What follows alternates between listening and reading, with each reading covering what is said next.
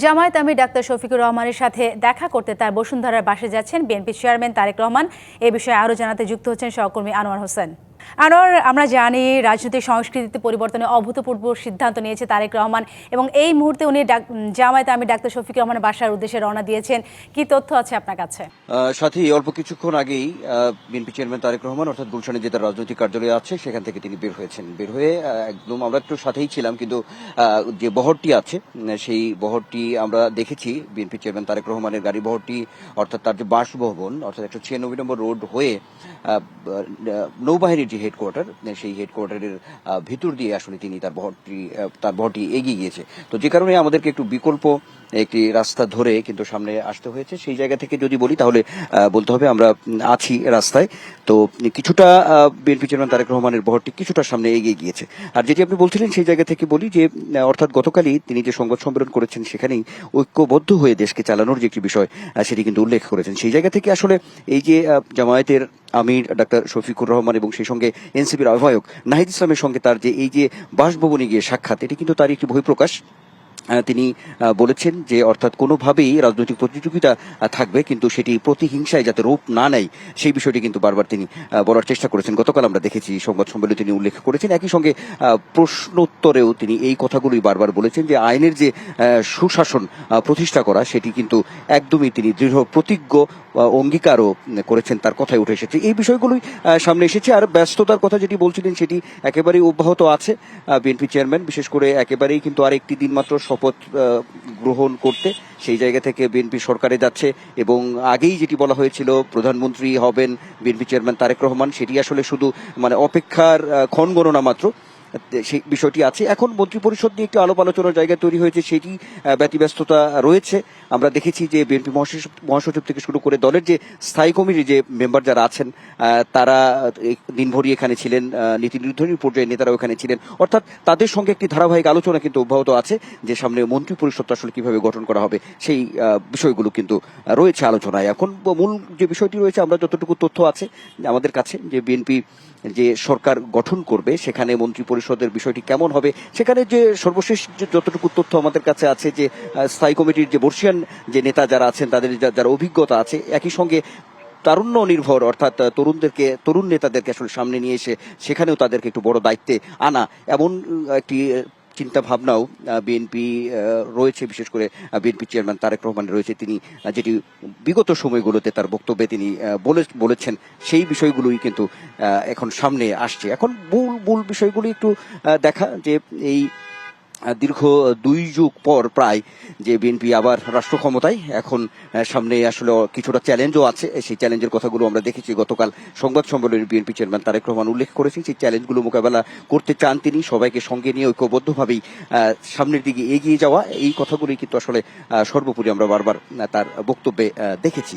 এখন সাথী আমরা আছি রাস্তায়। বহরটি অর্থাৎ বিএনপি চেয়ারম্যান তারেক রহমান যে বসুন্ধরা আবাসিক এলাকায় যাচ্ছে জামায়াতের আমির ডাক্তার শফিকুর রহমানের সঙ্গে দেখা করতে, সৌজন্য সাক্ষাৎ করতে, সেটি আমরা কিছুটা পিছনে গাড়ি বহর থেকে হয়তো আমরা বলতে পারবো যে এতক্ষণে হয়তো অনেকটাই কাছাকাছি তিনি পৌঁছে গেছেন, এমন একটি বিষয় আমরা রাস্তায় থেকে যতটুকু বুঝতে পারছি সেটি বলাই বাহুল্য। সব মিলিয়ে বলতে গেলে এরপরে রাত 8টা নাগাদ এনসিপির আহ্বায়ক নাহিদ ইসলামের সঙ্গে তিনি দেখা করবেন, এমন একটি তথ্য আছে, এত পূর্ব ঘোষিতই ছিল। তো আমরা রাস্তায় আছি। তো যেটি বলছিলাম যে এতক্ষণে অনেকটাই বিএনপি চেয়ারম্যান তারেক রহমানের যে গাড়িবহর সেটি জামায়াতের আমির ডাক্তার শফিকুর রহমানের যে বাসভবন রয়েছে বসুন্ধরা আবাসিক এলাকা সেখানে অনেকটাই কাছাকাছি পৌঁছে গেছে বলে আমরা আসলে এখন এখান থেকে ধারণা করছি। তো এই বিষয়গুলো আরো জানতে আপনার মাধ্যমে আমরা জানাতে চাই দর্শকদেরকে, আমাদের সহকর্মী হাসান আল মামুন আছেন সেখানে, নিশ্চয়ই আমরা মামুনের কাছ থেকে আমরা সর্বশেষ তথ্যটুকু জানতে পারবো। মামুন। জি আনোয়ার, ধন্যবাদ আপনাকে। যেমনটি বলছিলেন, রাজনীতির ইতিহাসে এক নতুন অধ্যায় সৃষ্টি হতে যাচ্ছে। কিছুক্ষণের মধ্যেই হয়তো বিএনপি চেয়ারম্যান জনাব তারেক রহমান, যিনি আগামী দিনের বাংলাদেশের প্রধানমন্ত্রী হবেন, তিনি আসবেন জামায়াত ইসলামের যিনি আমির ডাক্তার শফিকুর রহমান তার বাসায়। জামায়াতের আমির ডাক্তার শফিকুর রহমান কিন্তু ইতিমধ্যেই তার বাসাতে অবস্থান করছেন। একটু জানিয়ে রাখতে চাই যে এই জামাতের আমিরের সাথে কিন্তু এখানে অবস্থান করছেন দলের নায়েবে আমির ডাক্তার সৈয়দ আবদুল্লাহ মোহাম্মদ তাহের, যিনি চৌদ্দগ্রাম আসন থেকে এমপি নির্বাচিত হয়েছেন, তিনিও এসেছেন এখানে। এখানে জামায়াতের আরও অন্যান্য নেতারা রয়েছেন দলের সহকারী সেক্রেটারি জেনারেল আবদুল্লাহ সৈয়দ, দলের সেক্রেটারি জেনারেল জুবায়ের এহসানুল মাহবুব জুবায়ের, তিনি রয়েছেন। এছাড়া আরও অন্যান্য নেতারা রয়েছেন ভেতরে। যদি একটু দেখায় যে জনাব তারেক রহমান, তার আশাকে কেন্দ্র করে কিন্তু এখানে আইন শৃঙ্খলা বাহিনীর যারা সদস্য রয়েছেন তারা কিন্তু সতর্ক অবস্থানে রয়েছেন এবং এখানে উৎসুক জনতাও কিন্তু চরম আকারে ভিড় করেছেন, তাদেরকে সরিয়ে দিয়েছেন। এখানে আমরা যারা মিডিয়া কর্মী রয়েছি তারাও কিন্তু যেই গেট রয়েছে জামাত আমিরের, যেই বসুন্ধরার বাসা, সেই বাসার যেই গেটটি রয়েছে সেই গেটের সামনে থেকে কিন্তু সবাইকে সরিয়ে দিয়েছেন। হয়তো কিছুক্ষণের মধ্যেই জনাব তারেক রহমান এখানে আসবেন, তারই প্রেক্ষিতে কিন্তু এখানে সবাই সতর্ক অবস্থানে রয়েছেন এবং যারা এখানে উৎসুক জনতা রয়েছেন তাদেরকে সরিয়ে দেওয়া হয়েছে। তো কতক্ষণ নাগাদ তিনি এখানে আসবেন আসলে সেটি এখন দেখার বিষয়। এবং জনাব তারেক রহমানকে জামাতে আমিরের যেই বাসভবন রয়েছে সেই বাসভবনে রিসিভ করার জন্য কিন্তু জামায়াতের পক্ষ থেকেও তারা সর্বোত্তক প্রস্তুতি নিয়ে রয়েছেন। তারা আসলেই তিনি এই বাসভবনে প্রবেশ করবেন এবং জামাতের আমিরের সাথে কথা বলবেন। তবে কোন কোন বিষয় নিয়ে আসলে এখানে কথা হবে সেটি এখন প্রশ্ন থেকে যাচ্ছে এবং জামাতের আমিরের পক্ষ থেকে কোন কোন বিষয়গুলো বলা হবে সেটিও কিন্তু একটি বিষয় রয়েছে। তবে একটি বিষয় হচ্ছে যে সারা দেশে নির্বাচন পরবর্তী যেই সহিংসতা, সেই সহিংসতার বিষয়ে হয়তো জনাব তারেক রহমানের সাথে কথা বলবেন জামাতের আমির, এমনটিও আমরা এখান থেকে জানতে পেরেছি। তবে তিনি ইতিমধ্যেই চলে এসেছেন। তিনি চলে এসেছেন, তার যেই গাড়ি বহর, সেই গাড়ি বহর কিন্তু ইতিমধ্যে প্রবেশ করেছেন। আপনারা দেখছেন যে জনাব তারেক রহমানের যেই গাড়ি, সেই গাড়ি কিন্তু জামাত আমিরের যেই বাসভবন, বসুন্ধরার বাসভবন, সেই বাসভবনে প্রবেশ করছেন এবং তার গাড়ি বহরের যেই গাড়ির বহর রয়েছে তারা কিন্তু এখানে অবস্থান নিয়েছে। আপনি দেখছেন যে আইন শৃঙ্খলার বাহিনীর যারা রয়েছেন, এসএসএফের যারা সদস্য রয়েছেন তারা কিন্তু ভেতরে প্রবেশ করছেন এবং এই যে জনাব তারেক রহমানের আগমনকে ঘিরে এখানে যে উৎসুক জনতা রয়েছেন তারা কিন্তু এক পলক জনাব তারেক রহমানকে দেখার জন্য কিন্তু ভিড় করেছিলেন। আপনি দেখছেন যে এই মুহূর্তে কিন্তু জনাব তারেক রহমানের যে গাড়ি বহর, সেই গাড়ি বহরের মধ্যে থেকে দুটি গাড়ি ভেতরে প্রবেশ করার পরই কিন্তু জামাত আমিরের বাসভবনের যেই গেটটি রয়েছে সেই গেটটি বন্ধ করে দেওয়া হয়েছে এবং ভেতরে আইন শৃঙ্খলা বাহিনীর যারা সদস্য রয়েছেন তারা অবস্থান করছেন যাতে কোনো ধরনের কোনো অপ্রীতিকর ঘটনা বা কোনো ধরনের কোনো ঘটনা এখানে না ঘটে, সেজন্য কিন্তু সতর্ক অবস্থানে রয়েছেন তারা। এবং এই যে জামাত আমিরের সাথে জনাব তারেক রহমানের সাক্ষাৎটি, এটি কিন্তু সারা দেশের মধ্যে একটি ইতিবাচক সাড়া ফেলেছে ইতিমধ্যে এবং আজকে যেই একজন বিরোধী দলীয় নেতার সাথে আগামীর বাংলাদেশের যিনি প্রধানমন্ত্রী তিনি দেখা করতে এসেছেন এবং এটিকেই অনেকে ইতিবাচকভাবে দেখছেন যে দেশকে সামনের দিকে এগিয়ে নেওয়ার জন্য দেশকে ফ্যাসিবাদ মুক্ত করার পরে যেই জাতীয় নির্বাচন হলো, সুষ্ঠুভাবে একটি নির্বাচন হলো, বলা চলে যে ইতিহাসের সেরা নির্বাচন, যেই নির্বাচনে সারা দেশে কোথাও কোনো রক্তপাতের ঘটনা ঘটেনি, কোথাও কোনো প্রাণহানির ঘটনা ঘটেনি, সেরকম একটি নির্বাচনের পরে কিন্তু একটি দলের যিনি বিরোধী দলের নেতা হবেন তার সাথে দলের আগামী বাংলাদেশের যিনি প্রধানমন্ত্রী তিনি দেখা করতে এসেছেন, এটি কিন্তু এক ধরনের ব্যাপক সাড়া ফেলেছে।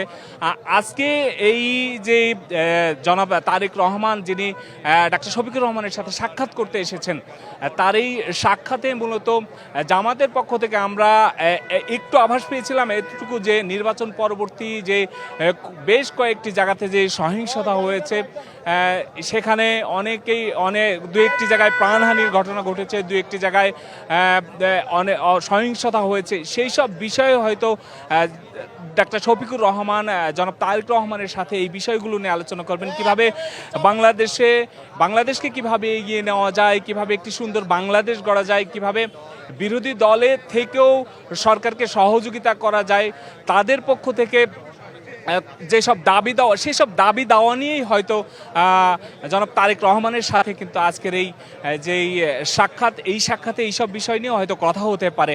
এখন বিষয় হচ্ছে যে কতক্ষণ নাগাদ আসলে এই বৈঠকটি চলবে বা এই সাক্ষাতের সময়টি নেবে সেটি এখন দেখার বিষয়, এবং এই সাক্ষাতে কোন কোন বিষয়গুলো নিয়ে আলোচনা হবে সেটি হয়তো যিনি জামাত ইসলামের নায়েবে আমির ডাক্তার সৈয়দ আব্দুল্লাহ মাহমুদ তাহের তিনি হয়তো সংবাদ কর্মীদেরকে জানিয়ে দেবেন এমনটি আমরা আশা করছি। এবং বিএনপির যেই মিডিয়া সেলের সদস্যরা এসেছেন এখানে তাদের পক্ষ থেকেও কিছু জানানো হবে কিনা সেটাও কিন্তু প্রশ্ন থেকে যায়। তবে সংবাদ কর্মী আমরা যারা আছি তারা সকলেই অপেক্ষার মধ্যে রয়েছে আসলে যে এই যে জনাব তারেক রহমান এখানে প্রবেশ করেছেন এই বৈঠকটি কতক্ষণ চলবে এবং কতক্ষণ নাগাদ আসলে তিনি বের হবেন, বের হওয়ার পরে আসলে কেউ তাদের পক্ষ থেকে মিডিয়াতে কথা বলবেন কিনা সংবাদ মাধ্যম কর্মীদের উদ্দেশ্যে যে কি কি বিষয়ে কথা হয়েছে দেশবাসীর উদ্দেশ্যে সেটি জানানো সম্ভব হবে কিনা এটি এখন আসলে সময়ের প্রেক্ষিতে সেটি জানানোর বিষয়।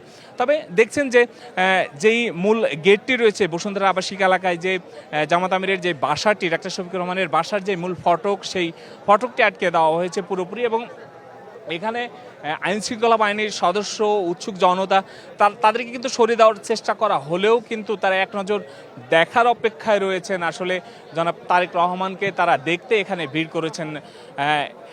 আরেকটি একটু জানাতে চাই যে এই বৈঠক শেষ হওয়ার পরে আসলে আমরা জানাতে পারবো যে কোন কোন বিষয়গুলো নিয়ে এখানে আলোচনা হয়েছে। তো জামাত আমিরের বাসার সামনে থেকে এই ছিল এখন পর্যন্ত আমার কাছে সর্বশেষ সাথী।